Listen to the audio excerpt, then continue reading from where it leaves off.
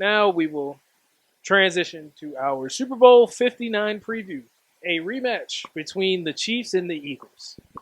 And the more things change, the more they stay the same. However, there is a huge X factor in this game that was not here the last time they played in Mm-hmm. Saquon Barkley. So this is definitely before we even get to Saquon, this is definitely one of those games where if you're obviously if you're a football fan, you enjoy it. Obviously, you probably would have liked a slightly different matchup just for a newness perspective, I guess. But these teams both match up pretty well. A big matchup that we'll see is obviously along like the Chiefs' interior offensive line versus the Eagles' interior defensive line. I'm sure that Jalen Carter will be lined up against Trey Smith a good portion of time, and also over on the Chiefs' other guard as well, since Joe Tooney is kicked out to left tackle. Uh, and then on Kansas City side, you have a guy like McDuffie who will probably be guarding Devontae. I think there will be portions where he'll guard AJ, like if AJ's in the slot, but for the most part, I think that'll probably be a Jalen Watson responsibility. So there'll be some good DB receiver matchups there. Uh, I think, yeah, the tight ends against the linebackers, that'll be interesting as well. I wouldn't be surprised if Nick Bolton makes a big impact like he did in the previous Super Bowl. But I believe it was him that he either forced the fumble or recovered the fumble and scored against Jalen Hurts last time. But yeah, so this is a great matchup between two teams. I do think this will be evenly matched. This will probably be another instant classic that comes down to the wire. I don't know if it will be as high scoring as the last time. That's to be determined, but I do think this will be a tough matchup. How do you feel about this, Father? My thought is, it's if you like points, this might not be the Super Bowl for you. I take a different thought because you're giving Steve Spagnuolo 2 weeks to figure out how to contain Saquon. You're giving him 2 weeks to figure out how to give Jalen different looks as far as packages and where when he tries to throw, especially Goddard he's going to have 2 weeks to figure out. Goddard is the main one beside AJ Brown. He's Goddard is his blanket. Brown is his threat, and then Smith is always he's like the wild card. But as Brian just said, if he puts McDuffie on Smith, he's not he. That's you. Like Brian said, unless Brown comes in the slot, that's you. Now we've got to figure out what we're going to do about Goddard and what we're going to do about Brown. We're going to let Brown have them little slot catches. Then we're going to let him have a little unders. We just make sure he don't get over top. Wonderful. That's what we're going to. But you're giving him 2 weeks. You're also giving Andy Reid 2 weeks to figure out how he's going to attack that Philly defense. But Philly also, on the other hand, has the same thing. You're giving Vic Fangio 2 weeks. 2 weeks to figure out how he wants to contain Patrick Mahomes, how he wants to contain the running game, which we know we're going to see a lot of jet sweeps and all of that. So you got two defensive minds, great defensive minds, with 2 weeks to figure stuff out. Now, if the Super Bowl was like this week, it might be 52-46. But you're giving them 2 weeks. We talked last week because I wasn't sure, but talk about the number one defense, and then you saw how they played last week, and they're going to be punching the ball out. They're going to be doing a whole bunch of other stuff, and because they have a lockup corner, you're not going to be concerned. And they both have. Brian already talked about Philly's line. We already talked about Kansas City. We already know about them. What are they going to do about Chris Jones? How are they going to do him? What are they going to do about Carter? You got to figure all that stuff out. Saquon is the wild card because, once again, Brian Singer's favorite word, gap integrity. Are you going to be able to keep your gap integrity because Saquon is not looking to that? Let me say this. My son will correct me if I'm wrong because he knows a lot more than me about Saquon since, and I kind of, we'll talk about that later too. But Saquon is not a cutback run. Saquon is going to run where the play is. Now, if he sees that a lane is going to open up where he can cut back, he will do that. But from what I can tell, Saquon is not a natural. I'm running and I'm looking to cut back. Most running backs are running and they're looking for the cutback lane. Saquon is running the way the play is supposed to go. But if you give him a spot where he says, "Ooh, if I cut back, I hit this spot, boom, I'm gone." But if it's not, I'm going to take what you give me, and if I get through, that's great. That's my advantage. But Brian, you can advise me if I'm wrong or So, not. so I would agree with you. I think he's become better at that over the years. I think at first when he first got to New York, he was more of a East West type of guy, kind of like a Barry Sanders, where he. It wasn't that he was always looking for the big play, but he was a guy that was like, if you may get -2 instead of getting 3, because he wasn't always taking the tough yards. So I think he's gotten better at doing that. I think also with this offensive line, I think he trusts a little bit more that he can just kind of go north south and find that hole, so he doesn't have to try to look for the cutback. But like you said, if it's there, he'll try to take it, depending on how the play is designed. But yeah, he is kind of more like a one cutback, I would say, than like a zone run type of running back. But he's a lot more north south nowadays than he was when he first got in the league. But yeah, he's very good at that. I would also say another X factor for me would be the Chiefs wide receivers, because as you said, they're going to definitely be an extension of the run game, especially Xavier Worthy and maybe Hollywood Brown on those jet sweeps. Because I feel like the biggest thing Andy Reid is probably going to want to do is, I'm sure I think he'll try to run the ball in between the tackles when he can. But I think understanding what Jalen Carter and Milton Williams and Jordan Davis do to people's offenses, he's going to want to try to get the ball out of his hands quick. So I think this is a game where you look for maybe, because they're going to be bracketing Travis Kelce. So this is a game where you probably look for a DeAndre Hopkins or a Juju Smith-Schuster to have a big game, because I think more of the 4 to 7 yard throws, more of the short intermediate route throws, I think those are the ones that I think Kansas City's going to take more of a early New England approach, like when they first had Brady, where it was like, all right, quick outs, quick slants, quick passes, get the ball out of your hand. If we can find something over the top, we'll go over the top. But for the most part, we just want to get that defense tired. We want to be able to move the ball down the field, get a lot of plays in and things of that nature, force them to have to substitute early and often, so that way we can get them tired and slow down the pass rush. Because once the pass rush is slow down, then Patrick will have time to manipulate the defense, and also the run game can open up a little bit. So I think early in the game they're going to try to nickel and dime, and I think they'll be content doing that for the whole game. But if it does get to a point where it's like, okay, we got these guys on the ropes, I think they'll look to go over the top and see if they can make plays. But I know Vic Fangio's probably, so it's going to be interesting to see what Vic Fangio does, because he's big on like not giving up the big play. So I'm sure he's willing to. And he doesn't blitz a lot. Yeah, so I think he's willing to. I think that's partially because he knows he can get there with 4, but I think it's just a situation where honestly, like you said with the Buffalo game, I think it's going to come down to the red zone, because I think that Vic Fangio is willing to let you nickel and dime him, but once you get inside the 20, he's going to be stingy. Kind of the same thing with Spagnuolo, except Spagnuolo's going to be a little bit more aggressive. So red zone trips are going to be very crucial in this game, and it's going to be interesting to see how often people get down there in these games. But I definitely think, like you said, I think this game will probably end more like in the 20s, and you may get to the 30s, but it won't be. I don't think it'll be 38-35 like it was the last time they played. Yeah, I think you're right about that. I think the other piece will be turnovers as well, because Kansas City has really not shot themselves in the foot. So will this be the game where they shoot themselves in the foot? Um, as I said, we got both defenses are looking to punch the ball out.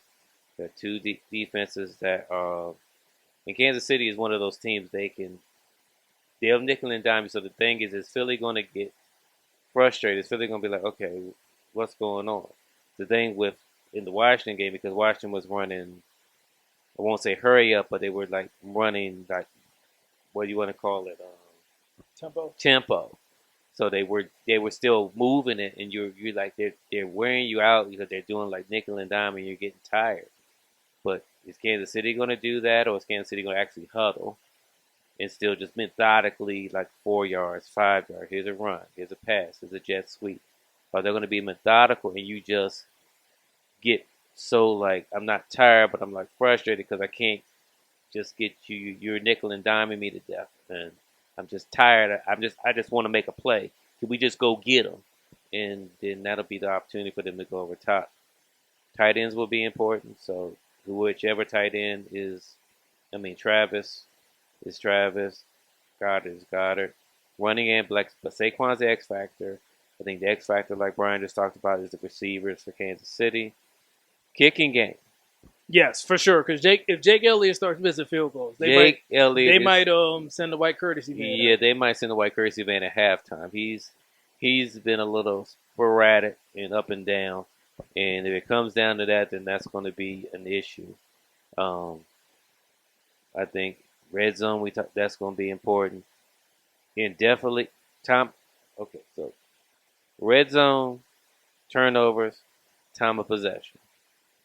Absolutely. So is Philly going to? Or can Philly be methodical? I don't know if I've ever seen them because I probably should have paid more attention last week. But I think last week, I think they're capable of doing it because they have explosive plays, but they're not reliant on their explosive plays.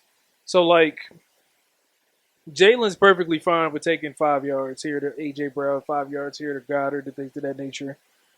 Um, Now I'm sure, like you said, there are points where even the receivers are probably like, "Hey, let's try to take the top off the defense." But I think Jalen does a pretty good job of taking what's given to him. He doesn't try. From what I've seen, I don't think he forces it. He forces the ball a lot, and I think that was part of the reason why he was able to play so well the first time that they played against Kansas City because he was kind of taking what they gave him, and they were able to make things happen. So I don't think there will be.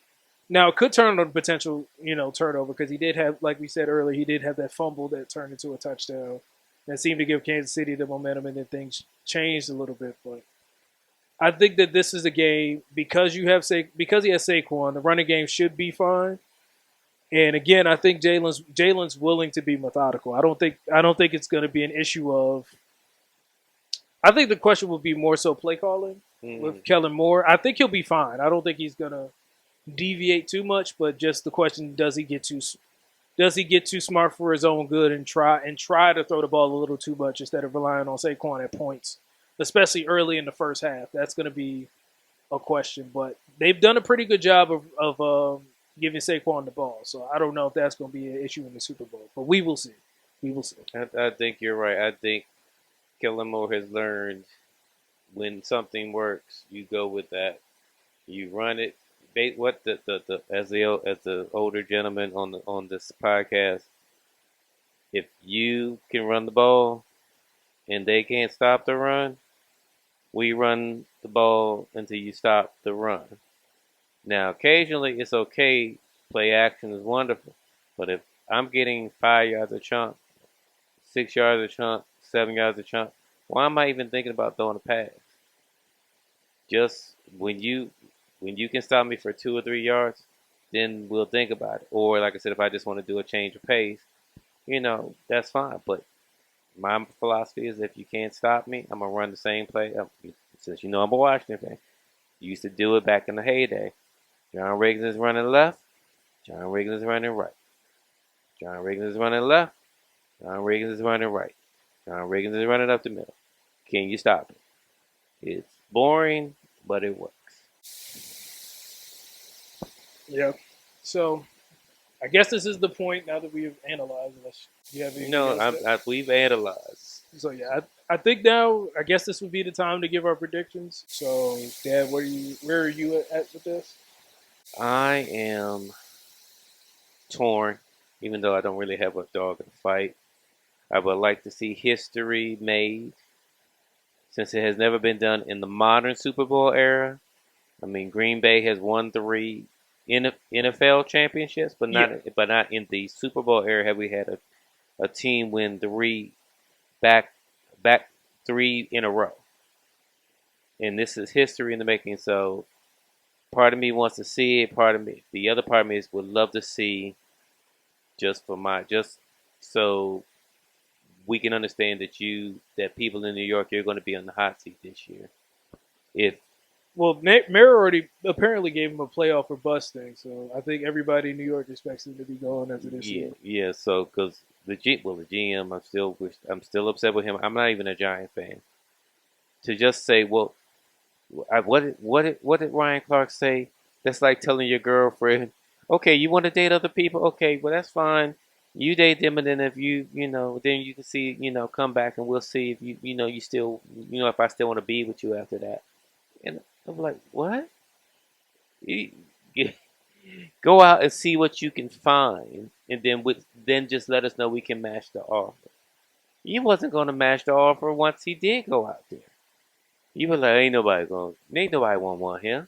Yeah, he misread the market terribly. So part of me the reason why I'm torn is because part of me wants to pick Philly and say because I want Saquon not only to win the Super Bowl. It's not about Philly win. I want Saquon to win, be MVP, and then turn and then want the for the next year. Every time he flashes on the screen, you realize and remember, it was you. Saquon said, "I want to be with this team. I want to sign with this team." And I mean, come on. And I'm sorry. I'm messing up the show. My son can edit this out if he needs to. No, you're fine. You're fine. And You're fine. he can edit this how he needs to. You could have made, you could have written the contract to pay him what he wanted with certain sweeteners and incentives in there where you could have made it. I will call them reachable incentives since we don't want to pay him 13 million, 14 million dollars, even though he he ended up getting what he got 13 million, right? You got 13, but the cap hit I think is like 2 million because of how they structured it. All right, so $13 million, so $13 million contract. You can give him a higher signing bonus and or structure the contract for certain reachable incentives that he could have that you could have kept him. And that would have cushioned the blow since you knew the quarterback you had was not the quarterback you needed to have.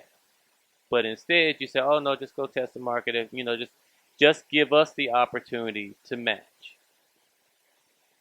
Like I said, tell your girlfriend, tell your boyfriend, yeah, go out there. I'll let you, see who else, just test whoever you want to see. And if you go out there and you realize, oh, I want to be out there, I'm gonna come back to you. It's not gonna happen. As soon as he went out there and he found somebody that wanted him, he wasn't coming back. He wasn't coming back. So that's what I'm trying. But to answer the question, so my son can make his prediction, I am going to pick Kansas City to win 31-29 with a field goal. Patrick Mahomes once again gets the ball, goes down the field, gets in field goal range. They win the game on a field goal. Then once again, Patrick Mahomes is MVP. He is now will be now. It doesn't even I don't even know if it's going to be a conversation. Will be considered the GOAT. Or will be like the LeBron Michael Jordan comparisons. But no, to me, if he wins this, he will be the GOAT. Tom didn't even do this. I mean, the man has gone to seven straight AFC Championships games, and he's gone to four Super Bowls. Yeah, this will be his fifth Super Bowl. Fifth Super Bowl in 7 years. Yes. And you won, and you're gonna win four. Is my math right? Your math is correct. You'll be the GOAT after this. Yeah. So for me as well, I also have the Chiefs. I have them 28-24.